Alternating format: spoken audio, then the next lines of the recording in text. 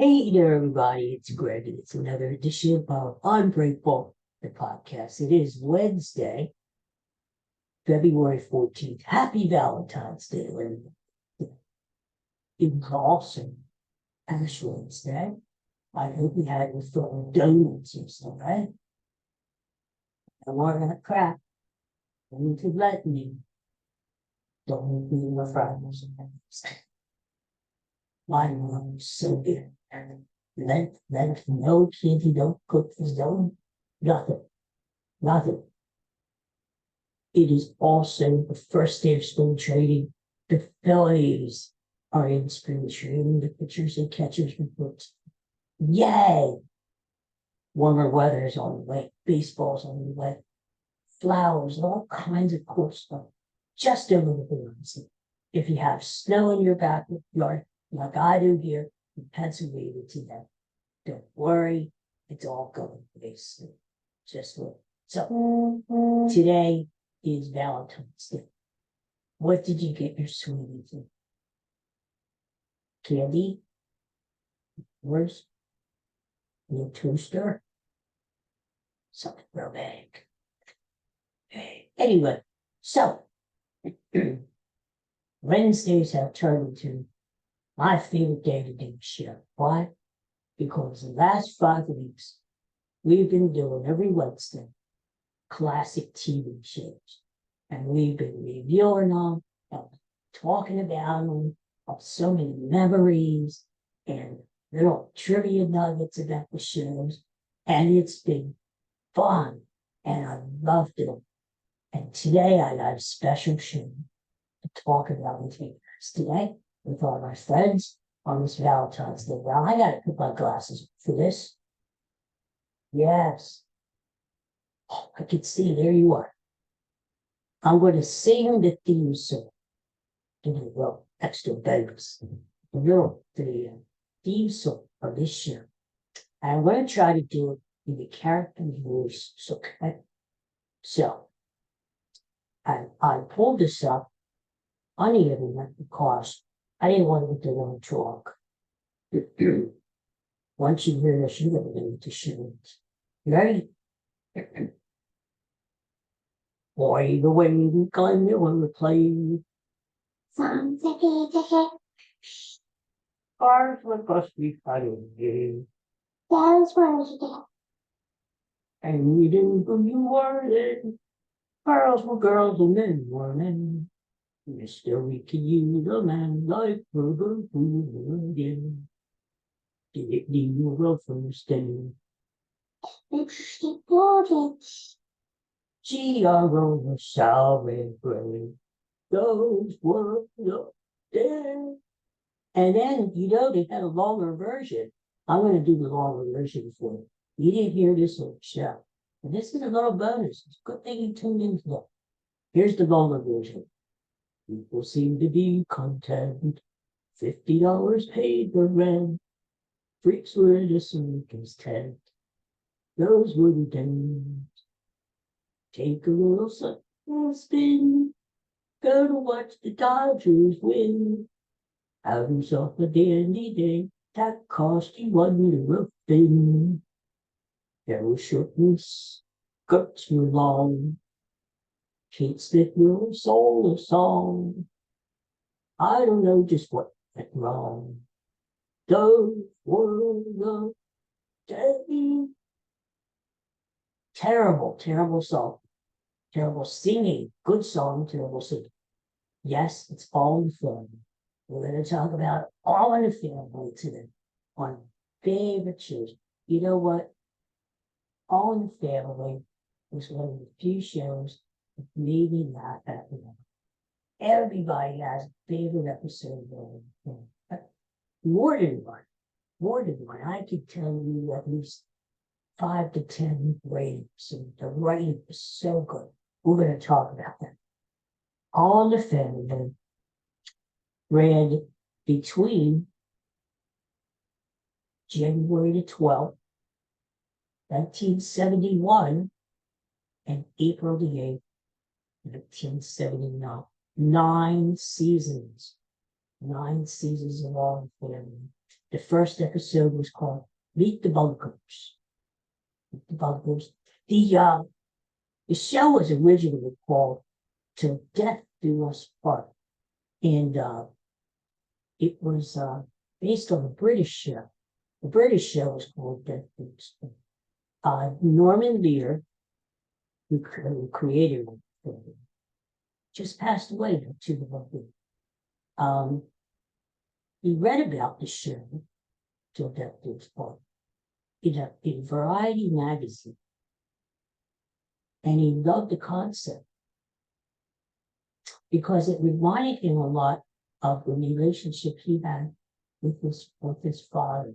His father was the basis for Archie Bunker.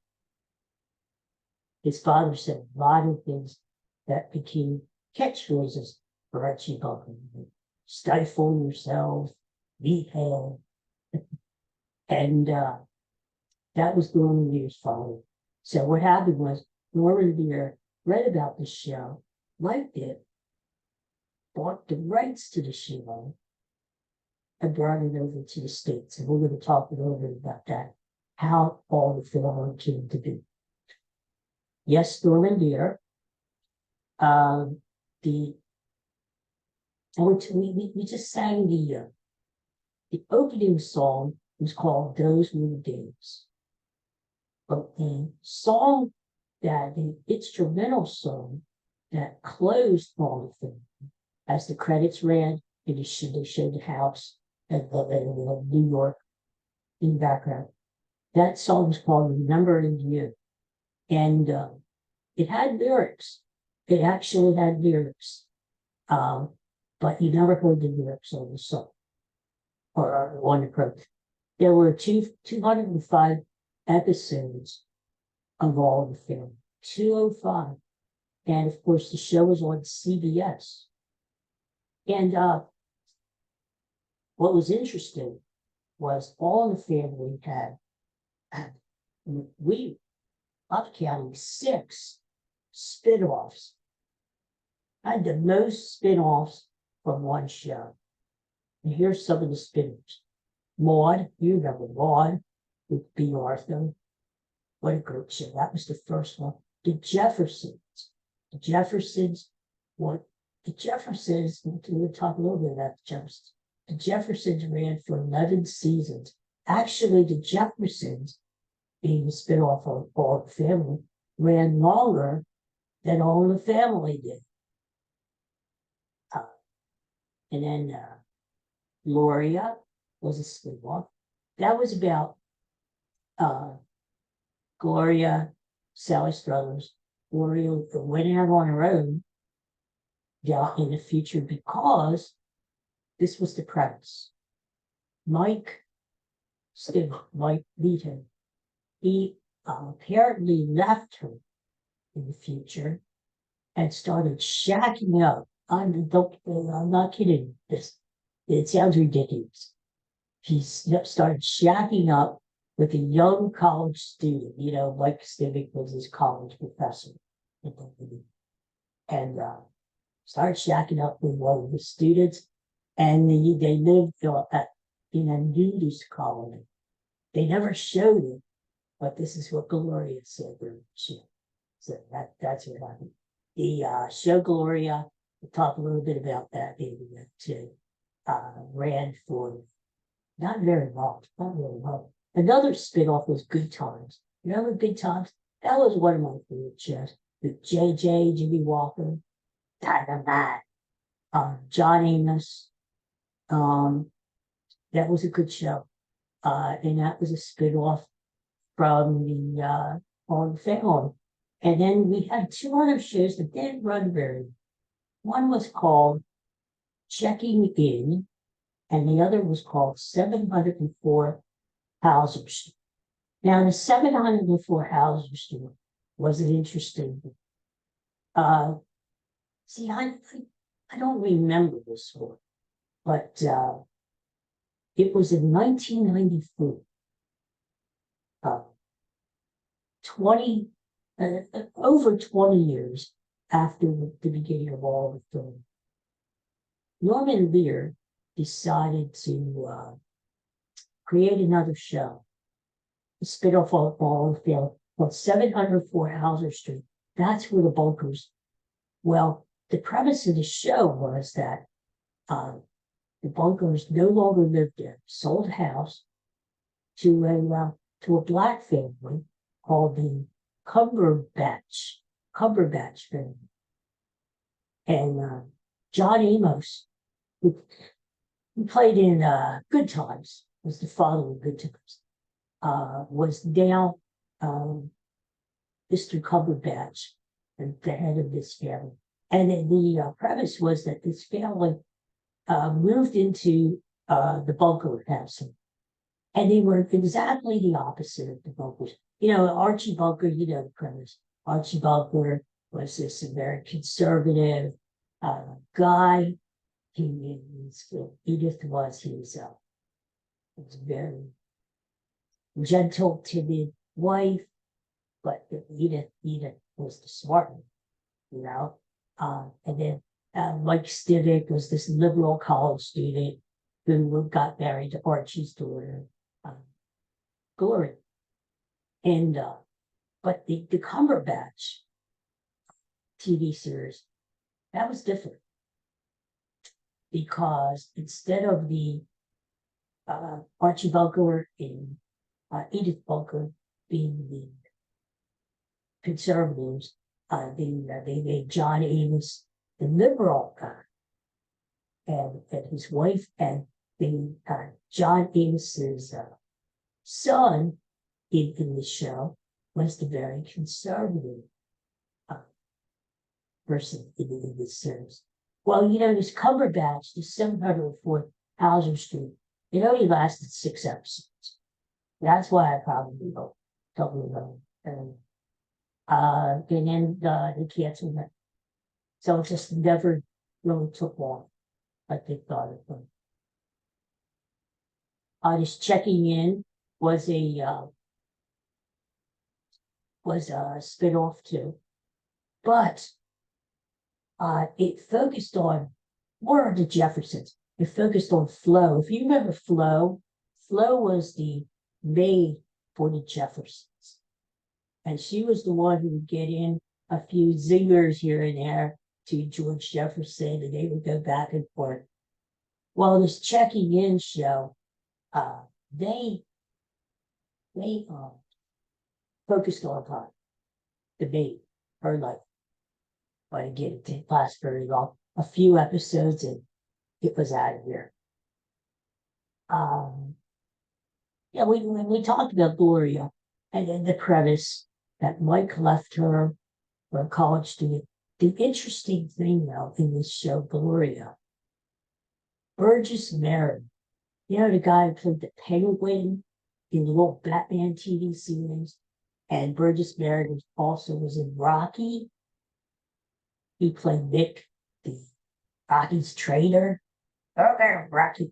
Well, Burgess Meredith was in Gloria. He played a veterinarian. Gloria got a job as a veterinary assistant. But she didn't want her little boy Joey to grow up in the city. She moved back from California, back to New York with Archie. Then she wanted to leave the city. She didn't want Joey to be mellow at finding ground. So she moved upstate New York, to a little community up there. And that's where the show, that was the premise of the show.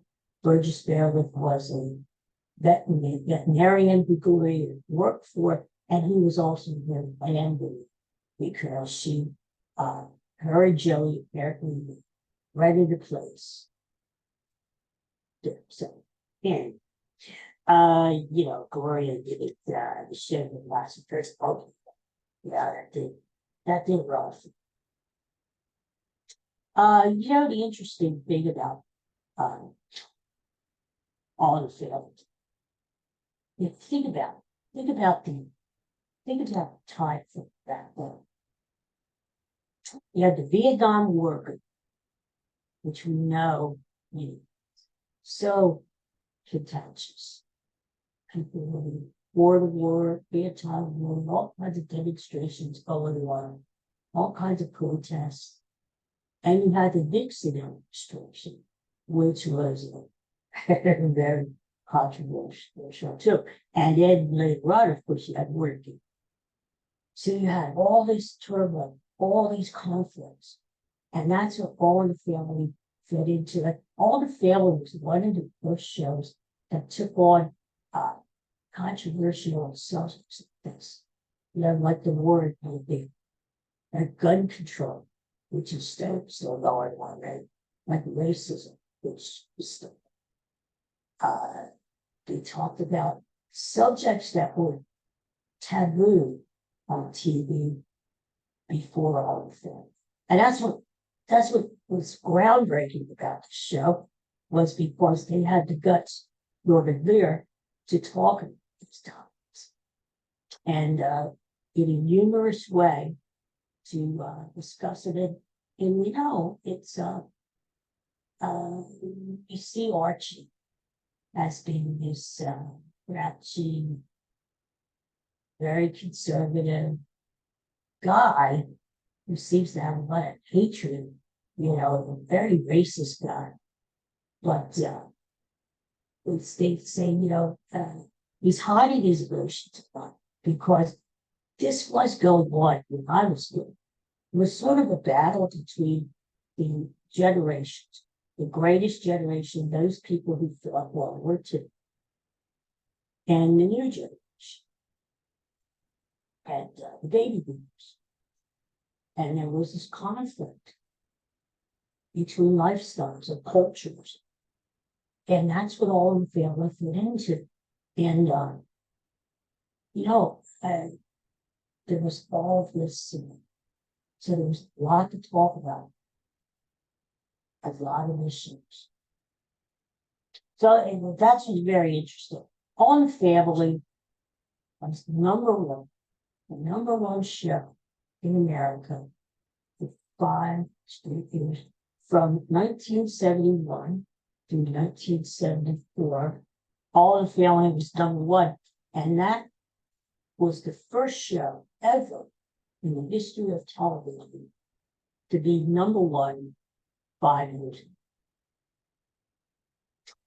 In fact, All in the Family, out of the 9 seasons, 7 out of the 9 seasons, All in the Family was in the top 10. So great. Some of the episodes were so fun. So well, Sammy's visit. Remember when Sammy Davis Jr. visited the Bunkers?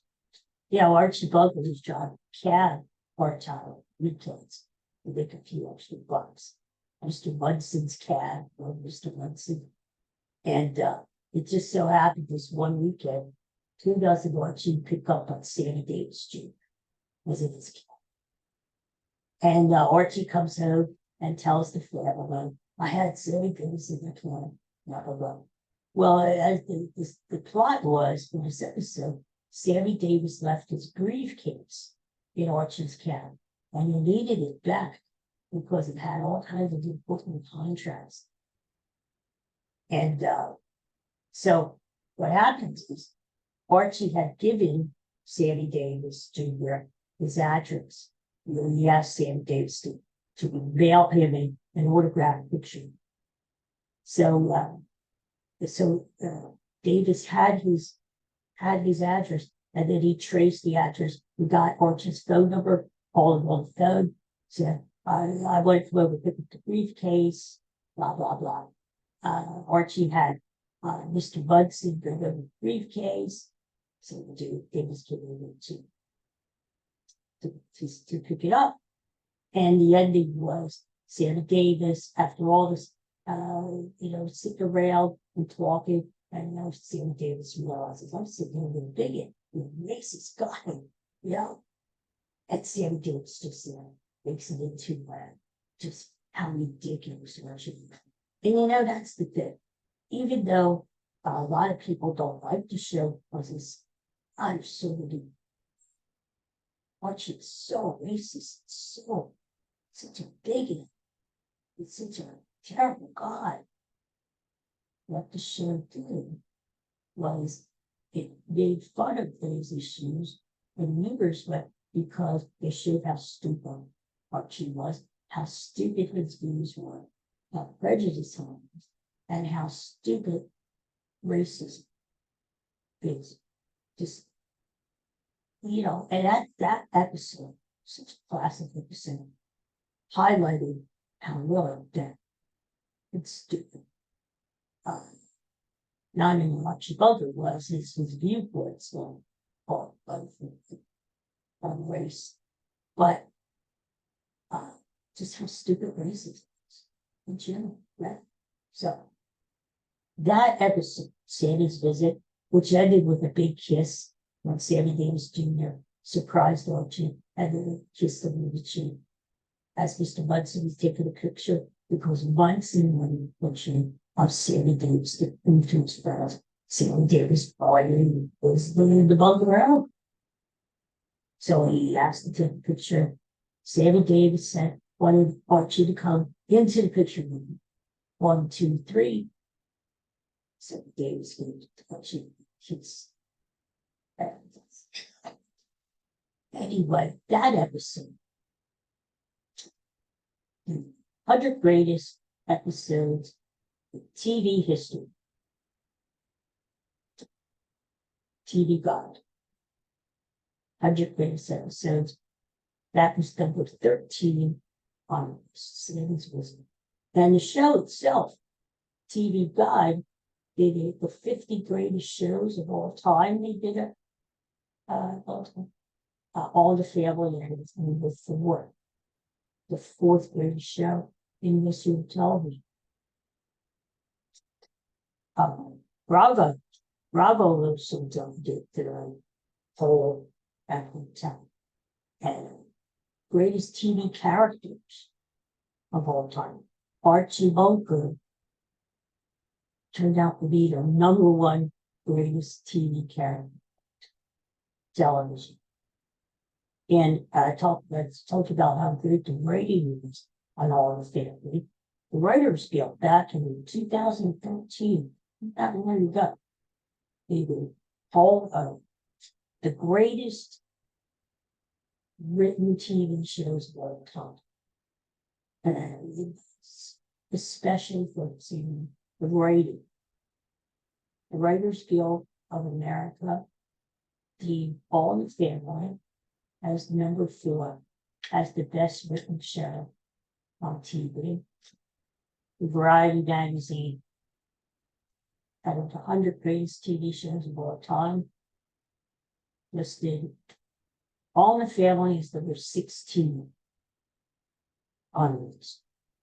Now, when we think of All in the Family, there's a lot of catchphrases that I think of, with the show.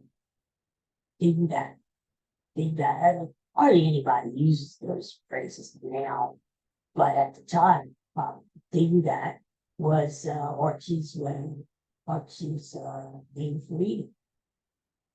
Now, nowadays, see, that's the thing. Nowadays, I don't think you're ever going to eat it. Never going to have a show about food. Never, ever know. Right? Even if it's done in humorous way. I know they tried to bring that All the Family a couple of years ago. Back in 2019, Norman Lear tried to bring. What did this test? He did a couple of pilots in the BBC, and Woody Harrelson, the great actor, played Archie in front of a live studio. It just never flew. Sometimes you just leave it alone. And Archie Bunker, Edith Bunker, those are characters you don't mess with. Because when you think of Archie Bunker, there was only one person who could ever play that role. It's Caroline Pine. Right? I can't see anybody else playing Archie. So Dingbat was one picture. Meathead, with like skinny. And again, a lot of these catchphrases were in Norman Lear's life as he was growing. That's what he used it. That's what he used. That's what he based All the Family was his advice. Well, stifle yourself. Archie would say, stifle, stifle. That was another word. And what I used to love about it was the Valentines. Like Archie would was pronounced something every episode. Like the Sammy Davis Jr. episode. Archie commented that he had just seen Sammy Davis and Johnny Carson the other night, and he was on with Raquel Welch, but instead Archie called her Raquel Welch. And and then he made some comment about the blacks and the whites kissing, and it was just, but yeah, that's what we talk about. The generation. This was an interesting premise that all the family came about in a time. It was like a perfect storm because it was a time, as we said, Vietnam, Nixon, but it was a generation class, and that was what was going on with Archie and Mike. You had the greatest generation, those guys who fought World War II, and then you had the baby boomers. And a lot of it was, yes, Archie had a lot of really stupid things about things.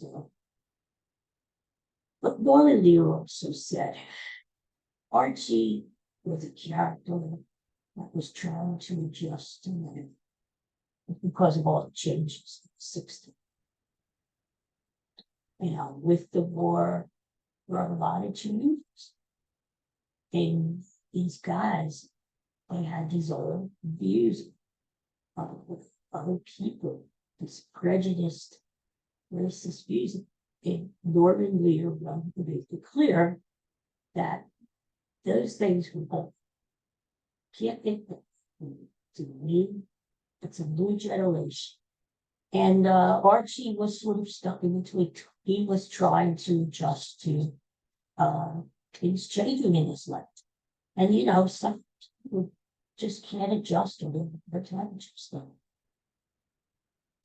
The original Archie, the original actor that Norman Lear had in mind to play Archie was Mickey Rooney.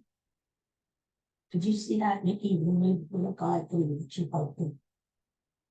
Mickey Rooney was offered the role of Archie, and he declined. Why? Because he thought the character was too controversial. The topics were too controversial. Back then. But Mickey Rooney was offered the role first.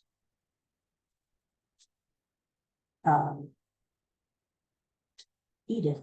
Edith was just such a kind character. Just she went along with what Archie said. She got him his beer, when he wanted to. But she was the logical. She was the one who could reel in Archie. She was the one who could, even though she was told to stifle it, Edith was the one who was actually in control in that relationship. Edith could stop being bold if she wanted to. When she needed times, she knew Edith was the one who would, she would pick her battles, right? Like we all do in relationships. If you argue for everything, right? You would be arguing all the time, right? You pick your battles. This isn't worth arguing about. Let it go. So that was it. She let a lot of things go. But when it really came time to put her foot down and draw the line in the sand with Archie, she could do it. And she knew she could do it. And she knew that Archie would turn. Despite all of Archie's bluster and fire, tolerance, Archie knew that Edith was the most. Edith, Gene Stapleton said she developed the voice. Rachel, Rachel, this high voice. And it got higher and higher as the series went on. If you watch the pilot episode of the others, Edith is a different character. She's a quieter Edith. She is a more sarcastic Edith. She's different. And as the series went on, Edith evolved. She became this more timid, submissive character. But as I said, underneath it all, Edith was the boss. And Jean Stapleton, she developed that voice, that high voice, as the show went on. And it's very interesting. At the end of All the Family, 1970,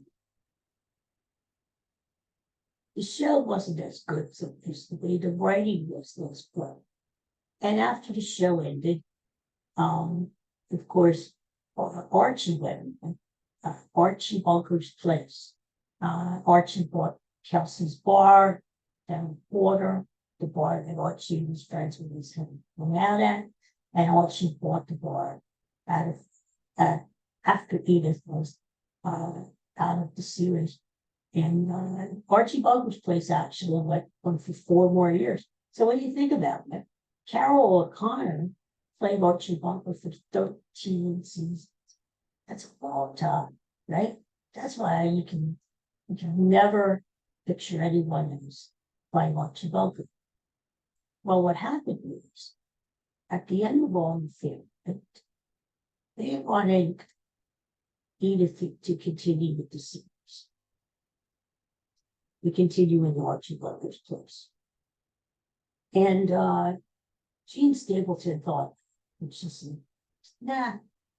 She said, first of all, she didn't want to get typecast as Edith Bunker. And second of all, she said she saw that the show wasn't as good. The writing wasn't as good. And she got the show. And she said, I'm not opposed to coming back for guest appearances here and there. Maybe a Christmas special or something.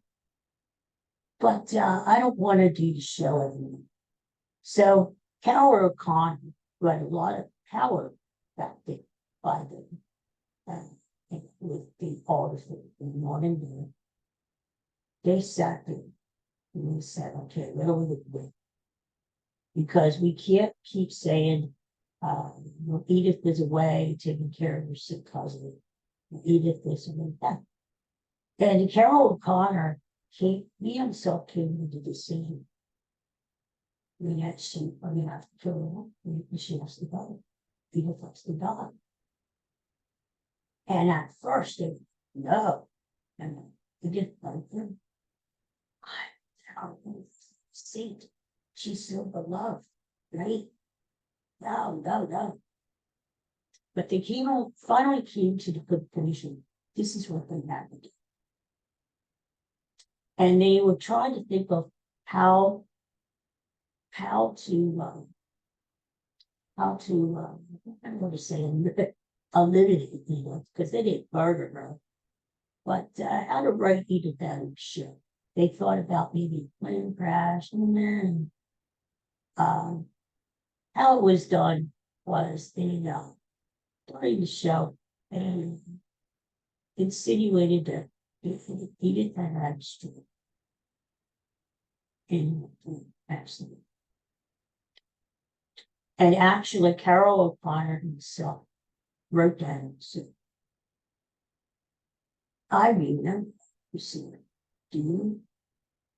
I remember the scene so well. I got tears in my eyes. That's how that episode appeared on Edith and Buff. And the whole episode was what she was trying to cook. People were coming into her house. You know how people do when someone dies in the family. They bring over soup. They bring over a key. That's what my mom used to get all the time. when one of the neighbors died with it was and then read. But you know, at the end of the episode, it showed Archie all in them. And Archie starts crying. Because he remembers something. And it's just the fact that we were alone.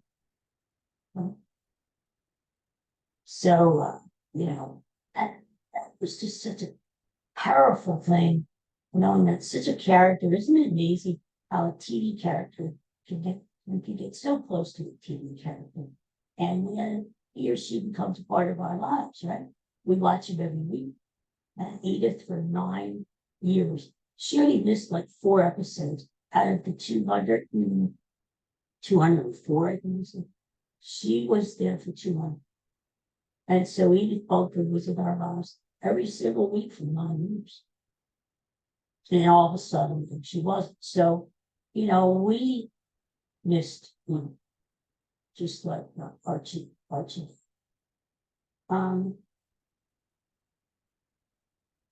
Yeah, and Gloria, the character Gloria, she was actually in the pilot episode. Sally Struthers, the one who had some unknown actress. Actually, we had 2 different actors play Mike and Gloria. They did the pilot, and ABC, who bought the series, and they weren't very happy with those 2 actors. So they asked Orlando to replace them. Actually, Penny Marshall was one of the choices to be Gloria. And as we know, Penny Marshall went on to do the very shortly. Sally Struthers got it. And Mike was actually, before we talk about, like Sally Struthers, very interesting. 1974, all the family was 3 years old. Sally Struthers sued the show, and she tried to get out of her contract. And the reason why she thought Gloria was not being used about the character, you know, she wanted Gloria to be more profile, you know, for episodes to be more focused on Gloria and her issues. And then they were. Sally Struthers talked about it, and they were. They had about Sally Struthers. Gloria got married, and Gloria had different issues in her life. And, but Sally Struthers almost left the show in 1974. Mike, the character of Mike, was actually, his name was Dickie, in the original pilot. And Richard Dreyfuss, can you believe this? Richard Dreyfuss was up for the role of Mike Stimm. I think of Richard Dreyfuss, so many great movies, right? Close Encounters, The Third Kind, Jaws. That Richard Dreyfuss almost got the role of Mike Stimm. And you know who else was actually offered the role before Rob Reiner was hired? Harrison Ford. The Star Wars guy. Han Solo was offered the role of Mike Stimm, meathead, and he turned it down. I don't know. I think Harrison Ford did all right for himself, though, you know. And Rob Reiner, actually, as we know, Rob Reiner went on to be very accomplished director. In fact, he did the movie. I'm drawing a blank here. What the hell? That's what happens with 157 Spinal Tap. Spinal Tap, and he has a new Spinal Tap coming out in the spring. Look forward to that. And actually, Rob Reiner wrote 3 episodes. You know,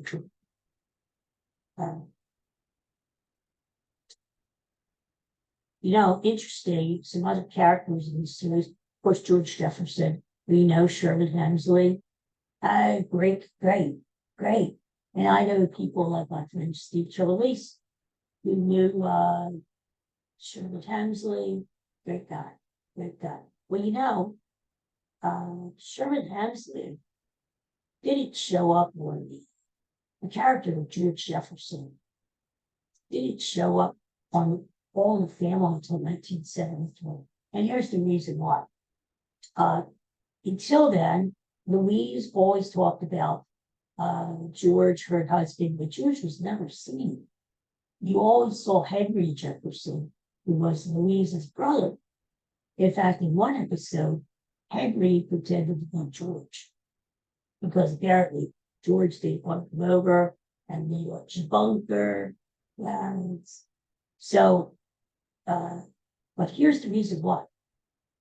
Norman Lear really wanted Sherman Hemsley to be George Jefferson, which it turned out to be great, great casting, right?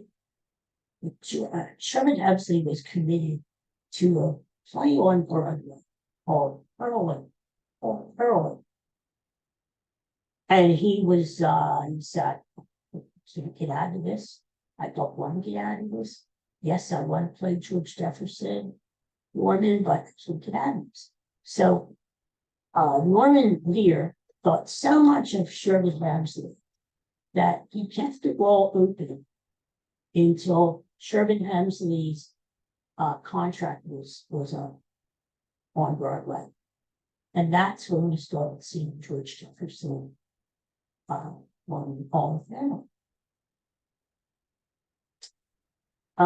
Some others. There were always characters that came on the show. You remember the Lorenzos, who were neighbors after the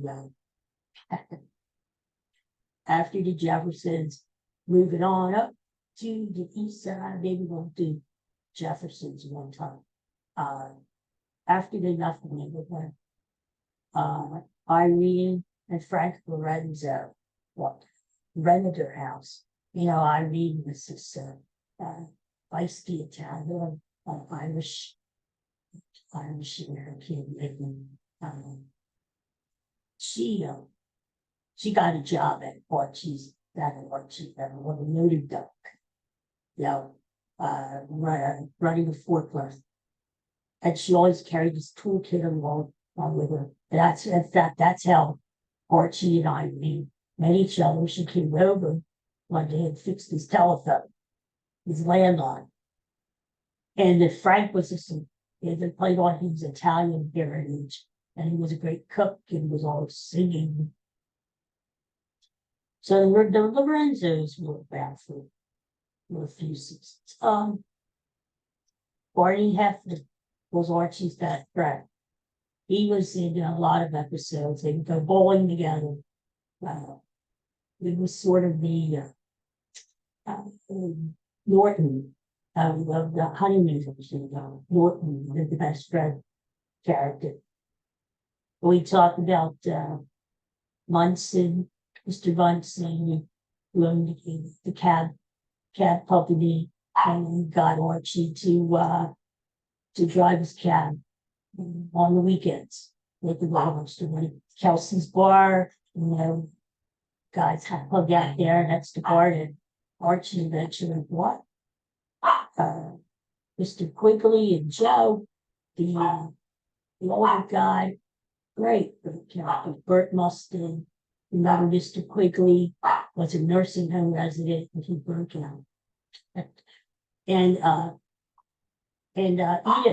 Edith rescued him outside of the supermarket. Remember that episode? And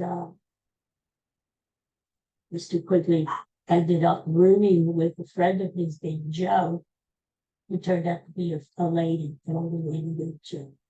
And they got married. That actually happened to me. When I was a social worker here in Phoenixville at a nursing home, we actually had a couple meet each other in the nursing home. they got well enough that they were both able to leave the nursing home, get the road apart, and they got married. How about that? Huh? So it does happen. That was true. But Mr. Quigley was a beloved character. Kind of came in that. Ferguson's Market was the place, the grocery store. I always thought of Ferguson's Market as this mom and pop grocery store, which I used to have the street I was growing up on here in Phoenixville. We had a little mom and pop grocery store at the corner. We'd go in and get popsicle, during the summer. We'd go in. It was just a little place, and you knew the people who ran it. And that's how I always pictured Ferguson's Market. It's just a little bonnet pop store. The Reverend Felcher, Edith would go to church every week, Archie went. He would go. This was an Easter movie. And Archie would always get his name on. The Reverend Fletcher. No, the Reverend Felcher, whatever. And Mr. Whitehead. Mr. Whitehead was a friend of Archie's from his lodge, who was a funeral director. So if there was a funeral in the family, like I remember when cousin Oscar died, he Archie's out. It was visiting, and he died in the house.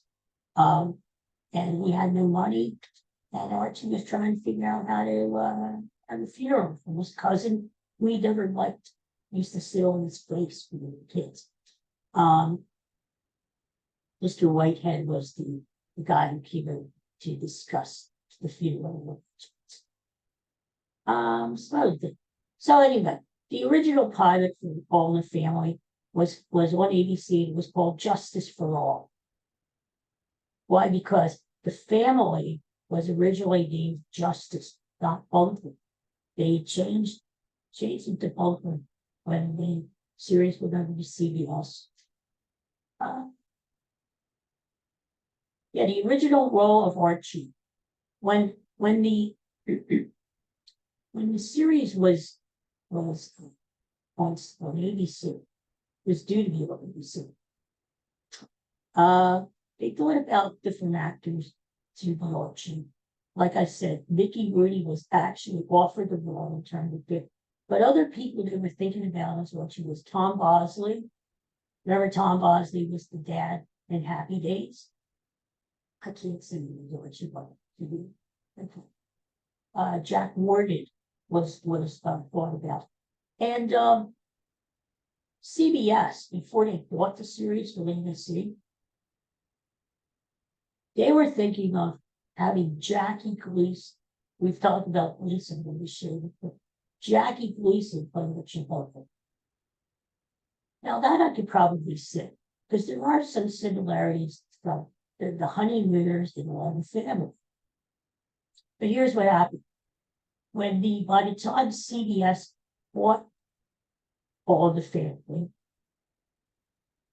from ABC, Gleason, his show ended on CBS, his contract ran out, and he left the network.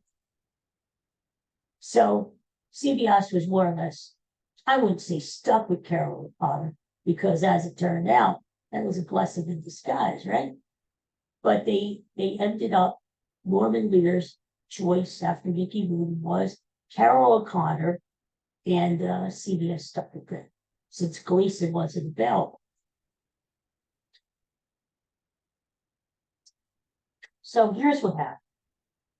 In 1970, ABC, yes, originally bought the pilot. And but they started getting cold feet, because they started realizing, they started seeing some of the scripts that Norman Lear, who wrote a lot of the other scripts, what he was talking about. And again, he was talking about racism, the Vietnam War, gun control, things like that. And BBC said, I don't know if we want to get into that on primetime TV. I don't know about that. So they started getting cold feet. So that's when Lear took the series to CBS and CBS CDs. We'll buy it. We'll buy the series. In fact, in 1971, what was happening was that CBS was making they wanted a more urban theme for their shows. They were doing away. That was the year that they made a clean sweep of all of their rural shows like Green Acres, Beverly Hillbillies, Petticoat Junction. All those shows were canceled. In fact, when we did our Green Acres show, that's the Pat Button who played in Green Acres. His comment that year was, that was the year CBS got rid of everything involving a tree, including Lassie. Even Lassie was kids. So CBS wanted this new format. And that's how they came up, they bought the pilot of all the film from Lear and ABC. So when it went over to CBS, the title was changed from Justice for All to All the Film. Norman Lear originally wanted the series, even though this was 1971. Norman Lear originally wanted the series to film in black and white. Why? Because Norman Lear wanted this feeling of nostalgia. That you're looking at this family that is very old school, very old-time family. Because again, a lot of these scripts were coming from Lear's own Batman, his own family. CBS said, no. This is the modern age. We're doing it in color. So in lieu of that, if you ever watch All in the Family, notice something. Most of the scenes, most of the rooms, especially in the Bunker House, are in brown set theme. And that's for a purpose.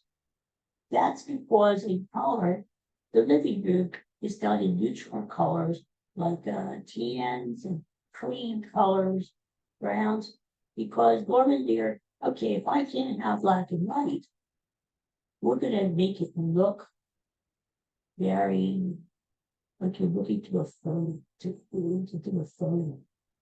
Yeah, it's got that old-time feel about it. So watch that if you ever watch All in the Family. Look for that. All in the Family was the first series to be videotaped in front of a live studio audience. The first one. In the past, the comedies, think about it, Green Acres, Beverly Hillbillies, always canned laughter, fake laughter, right? Fake laughter. This was the first series to be shot in front of a live studio.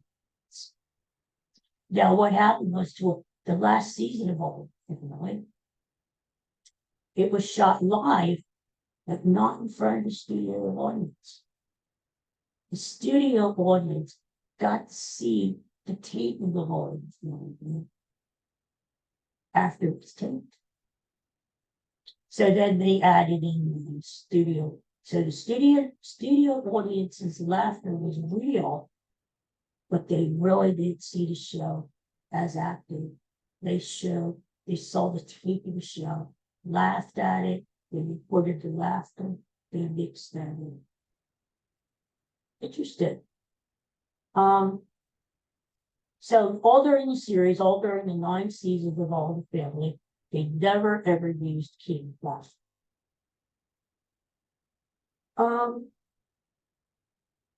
And actually, the song, those are the days that I sang for you. It's pretty good. There was actually a single of that song, that actually made the Billboard charts in 1972. It got as high as 43 on the charts. Sung by Carol O'Connor and Gene Stewart. And the house, they showed a house at the beginning of the show. After they go all through New York, and Manhattan, and goes down the street to Canberra, focuses on this one house. That house is real. That house is still standing. If you want to find that house, I got the address for it. The address is 89-70 Whipper Avenue in the Glendale section of Queens. Now, 704 Hauser Street is a fictional address. And how you know that is two reasons. Hauser Street doesn't exist in Queens, and 704 doesn't exist. All the streets are numbers with hyphens in them. That tells you what street you're on and what street you're on the corner. The bunker house is actually on the corner, and if you notice the bunker house, it has no front porch, but in the series all the family, 704 Hauser Street had a front porch. It's used quite often, don't you? You go out on the front porch and talk about hosing down the porch. George, I saw you when I was on the porch the other day, blah, blah, blah.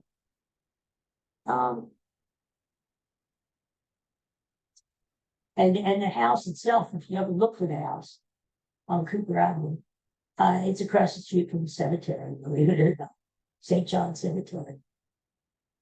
So then you'll know you're there. That kiss, we talked about Sammy Davis Jr. The kiss he laid on Archie during that episode, that was the longest sustained laugh in the history of all. In fact, it was so long, they had it shortened for 14. And in the syndicated version, there was actually a line after Sammy Davis kisses Archie, and then he goes out the door and waves with the briefcase.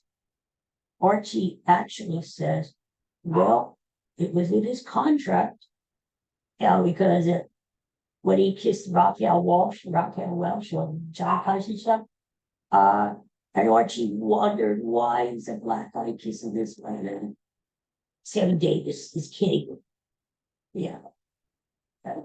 Jabbing at his racism and says, what are you going to do? It was in my contract. Archie says the same thing after the kiss. But because of the length of that neck, they had to cut it that long, especially in syndication. And they actually shortened the laugh because they ran out of time. When All in the Family went to reruns in the 80s, none of the cast got residuals. And of course, we know Gene Stapleton was passed away, so is Carol Potter. Sally Struthers is still living, and so is, of course, Rob Brydon. They no longer receive residuals. All the cast members, the main cast members, decided to take a cash buyout early during the production of all the film. Maybe they thought series wasn't going to last that long. Maybe didn't have a future in syndication. No, syndication was just sort of in its infancy back then, So they decided not to take that residual check in the future. They decided to. And as we said, All the Family was only one of 3 shows to be number 1 5 years in a row. You know the other 2 shows? The Cosby Show and American Idol, early in its tenure. Both of those shows to number 1 5 years in a row. And the series finale of All the Family drew 40.2 million views. 40.2. As we said, the Jeffersons, 208 episodes, 11 seasons. There were some All in the Family reunions. 12/21/74, Henry Fonda hosted a retrospect of for Best of All in the Family. And 20 years later, February 16, which is 2 days from me, 1991, there was a 20-year retrospect where most of the cast got together and they were missed in interviews. The chairs, Archie Bunker's famous chair and Eagle's chair, are now in the Smithsonian Institute.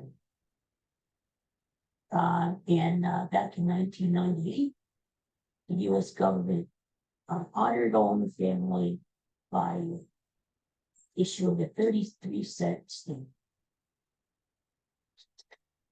And actually, on the Watergate tapes, President Nixon was heard talking about All in the Family. He was specifically talking about the one episode where Archie is writing. It was a very early episode. Archie, maybe the second one, Archie was writing to Richard Nixon. And actually, on the Watergate tapes, you can hear Nixon talking about that episode. All the lead actors won Emmys to their time, and well deserved. All of them won Emmys. And that's it for our All in the Family classic TV show today. I still too. If I see All in the Family and cable, I'll stop and I'll watch it. And I'll say, I remember this episode. You know, when cousin Oscar died, or Edith ran into the car of a priest, and the can of Clean Peaches jumped out of her shopping cart and hit the dead of his boy. Right? Or when Archie went to give blood. Or when Archie was in the hospital and found out the guy next to him was black. I mean, there's so many classic episodes involved that we can look on fun and we can watch. Maybe you have the complete collection of all the seasons of All in the Family. And you look at it. I mean, I was stopping watching whenever it's on. It's just a lot of great memories. So I hope you enjoyed this as much as I did, looking back at the scenes. And, next Wednesday, we'll talk about another classic TV series on our Unbreakable podcast. We're going to talk about baseball as time goes on. As spring training goes on, we're going to talk Phillies. We're going to talk about. I'm going to give you mine. I think I love baseball more than any other sport. I think I love baseball a little bit more than any other sport. So we're going to talk about the division races, the different teams, what the outlook is for the upcoming season, just around the corner. So stay tuned for that. So thank you for watching. Thanks for listening. And you guys have a great day, a great Valentine's Day. Be good to yourself at the beginning, okay? And have a great day. Take care of you. Thanks very much.